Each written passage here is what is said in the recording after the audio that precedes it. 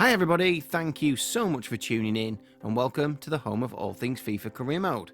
In this video we're going to look at some realistic transfer targets for all 20 Premier League teams and we'll run through them in alphabetical order.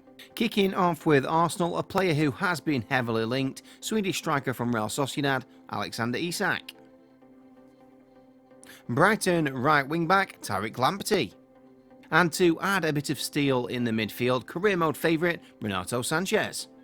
Moving on to Aston Villa, using Steven Gerrard's relationship with Liverpool to bring Curtis Jones in on a season-long loan.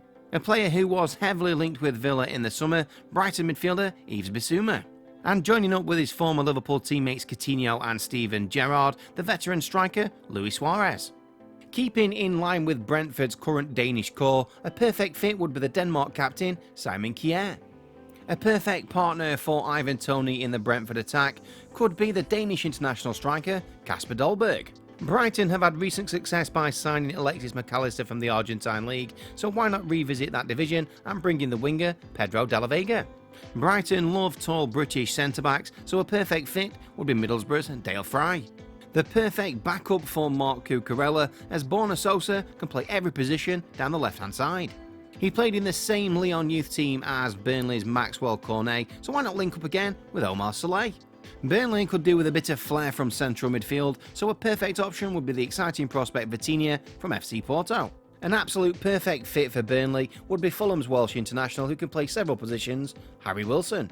Thankfully, Chelsea's recently imposed sanctions do not affect career mode, and a player who was heavily linked on deadline day was Barcelona winger Ousmane Dembele. With Ben Chilwell having injury problems recently, perfect competition at left back would be AC Milan's Theo Hernandez. Another French defender who gets linked with Chelsea pretty much every transfer window is a centre-back from Sevilla, Jules Koundé. On to Crystal Palace, perfect backup to Eze and Elise, former Man United wonderkid Angel Gomez. He's been absolutely on fire in the Belgian league with Anderlecht, Spanish left-sided player Sergio Gomez. One of the most highly rated young players in the Championship is Bristol City's Alex Scott. Everton only have one left-back following the departure of Luca Digne, so a perfect option would be Mitchell Bakker from Bayer Leverkusen. Calvert-Lewin been injured most of the season, Richarlison better off out wide, so a good option at striker would be the Portuguese international Andre Silva. Definitely need another dominating centre-back like Dan Axel Zagadou from Borussia Dortmund.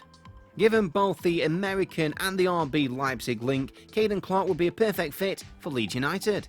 Just as comfortable out wide or as a central attacking midfielder, Yanis Hadji would be a good choice for Leeds United. A few injuries this season for Patrick Bamford, a perfect backup going back to the American link would be Timothy Weah.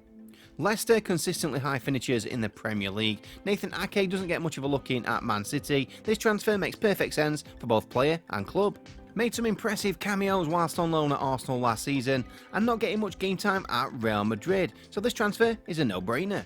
Jamie Vardy cannot keep playing forever, so Daka and Iheanacho will need backup. Why not go for career mode legend Breel Embolo? Liverpool don't need much reinforcements, but they could do with a solid consistent centre-back partner for Virgil van Dijk. Alessandro Bastoni definitely fits that bill. Jude Bellingham is being monitored by most of the Premier League's top clubs, but I definitely think the best fit would be Liverpool. Perfect backup for the attacking trio would be England under-21 international Noni Madueke.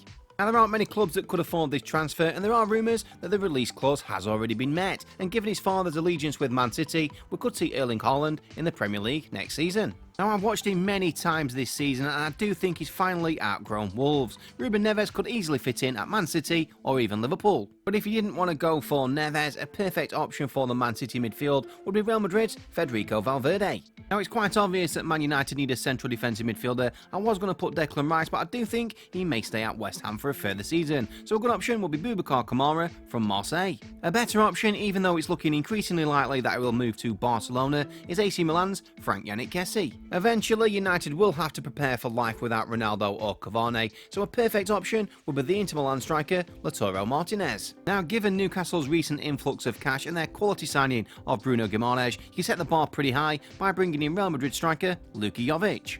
A player who's been tearing up the Belgian league for the last 2 seasons and looking for a move to a bigger club, Dutch winger Noah Lang. Defensive reinforcements for a player who can play right back or centre back, RB Leipzig's Nordi Mukiele. Newcastle have already bought in one Brazilian from Lyon, so why not go back for another in Lucas Paqueta? Norwich definitely need some central midfield reinforcement, so why not go for the tough tackling Belgian Oriol Mangala? Former West Ham wonderkid who's reignited his career playing for Augsburg in Germany, why not bring the centre-back Reece Oxford back to the Premier League?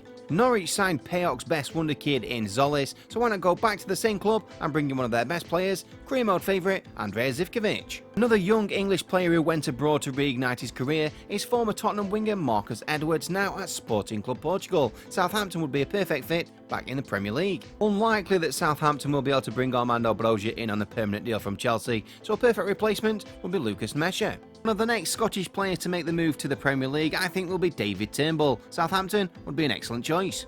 Another player I'm pretty sure is destined for a big move pretty soon is Ryan Gravenberch. I think the perfect stop for him next will be Tottenham Hotspur.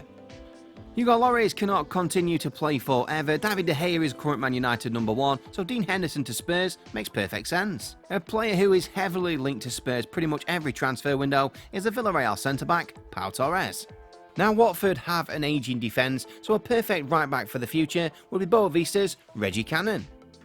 Now Watford's goalkeepers are coming towards the end of their career, so a younger option at #1 would be the Inter Milan backup and Romania international goalkeeper Inyo Radu. Now one thing that has been quite obvious for West Ham this season is they need a backup striker to Michail Antonio, and a perfect choice would be the Lille striker Jonathan David. Heavily linked with West Ham in the last transfer window was the Marseille centre-back Duje Kaletikar.